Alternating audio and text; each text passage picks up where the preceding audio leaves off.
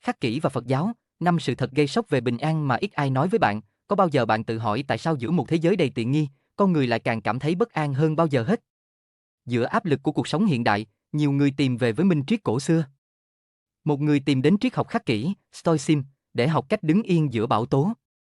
Một người khác tìm đến Phật giáo, tin rằng buông bỏ là con đường duy nhất để chấm dứt khổ đau. Đây là hai con đường khác nhau, nhưng chúng cùng xuất phát từ một nỗi trăn trở duy nhất, nỗi khổ của con người khi không thể làm chủ chính mình.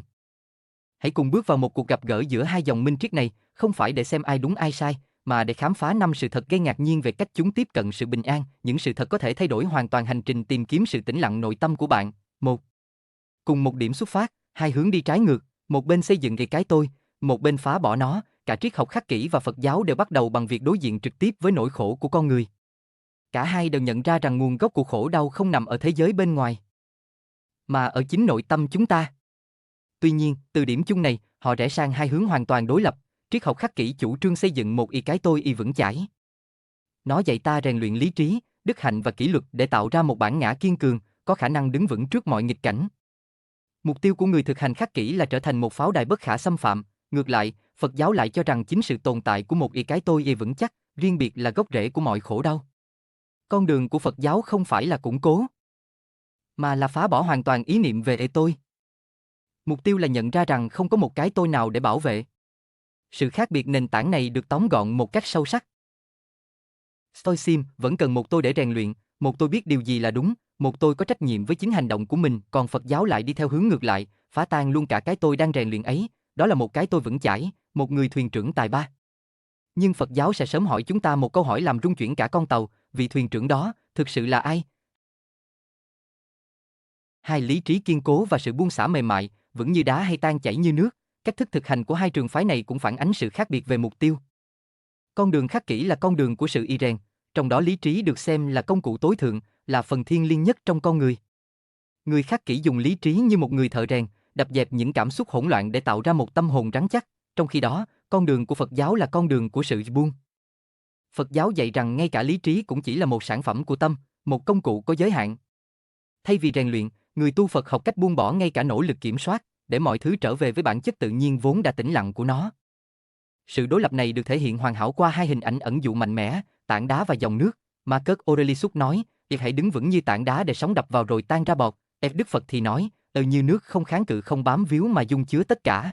3. Đối mặt với cảm xúc, kẻ thù cần chế ngự hay vị khách cần thấu hiểu, thái độ đối với cảm xúc tiêu cực là một trong những điểm khác biệt rõ rệt nhất. Triết học khắc kỷ dạy ta trở thành một chiến binh bảo vệ thành trì nội tâm. Nó xem những cảm xúc như giận dữ hay lo âu là kẻ thù xâm lược. Và người thực hành phải dùng pháo đài lý trí để canh gác và đẩy lùi chúng. Phật giáo, trái lại, mời gọi ta là một điều tưởng chừng điên rồ, để đi thẳng vào giữa thành, mở cửa cho quân địch bước vào và nhìn thẳng vào gương mặt của chúng. Thay vì chống lại cảm xúc, Phật giáo dạy ta quan sát chúng một cách không phán xét. Mục tiêu không phải là tiêu diệt cơn giận, mà là thấu hiểu nó sâu sắc đến mức nó tự chuyển hóa. Đối với Phật giáo, khi bạn thực sự hiểu một cảm xúc, nó không còn là kẻ thù nữa. Sự thấu hiểu này mang đến một phép màu, bởi vì như lời dạy đã chỉ ra, lời khi hiểu giận hóa bi, khi hiểu sợ hóa thương. 4. Cùng nói về tự do, nhưng ý nghĩa hoàn toàn khác nhau, cả hai con đường đều hướng đến một mục tiêu gọi là tự do, nhưng định nghĩa của họ về tự do lại khác nhau một trời một vực. Tự do của người khắc kỷ là sự tự do khỏi sự điều khiển của ngoại cảnh và cảm xúc. Đó là trạng thái của một cái tôi mạnh mẽ, có thể duy trì sự bình thản bất kể thế giới bên ngoài hỗn loạn ra sao, bởi vì họ nhận ra rằng tự do không phải là thắng được đời mà là không bị đời điều khiển nữa. Tự do của Phật giáo lại là sự tự do khỏi chính bản ngã. Đó là sự giải thoát đến từ việc nhận ra rằng toàn bộ cuộc chiến để kiểm soát chính nó là một ảo tưởng. Trong khi người khắc kỷ học cách phân định rạch ròi giữa điều mình có thể và không thể kiểm soát, Phật giáo lại đặt ra một câu hỏi sâu hơn, làm rung chuyển toàn bộ nền tảng đó. Nếu Steam dạy ta nói đây là điều tôi có thể kiểm soát, đây là điều tôi không thể, thì Phật giáo hỏi lại, người đang kiểm soát đó là ai? Không phải đối thủ, mà là hai chặng của một hành trình. Sự khác biệt này không có nghĩa là chúng ta phải chọn một và loại bỏ cái còn lại. Thực tế, chúng có thể được xem như hai giai đoạn bổ sung cho nhau trên cùng một hành trình. Khắc kỷ có thể được xem là liều thuốc sơ cứu cực kỳ hiệu quả cho người thành thị hiện đại. Những người đang kiệt sức vì công việc và nỗi sợ mất kiểm soát.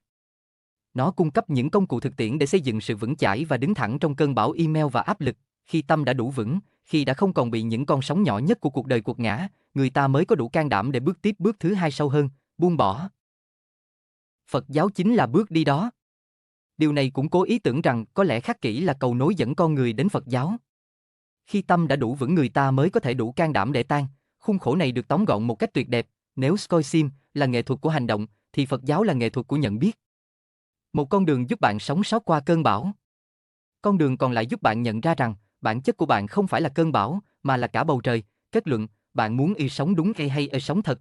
Cả khắc kỷ và Phật giáo đều kéo chúng ta trở về với chính mình. Dạy ta ngừng đổ lỗi cho hoàn cảnh và bắt đầu nhìn sâu vào nội tâm. Triết học khắc kỷ dạy ta cách sống đúng, sống có đạo đức, có kỷ luật, có trách nhiệm.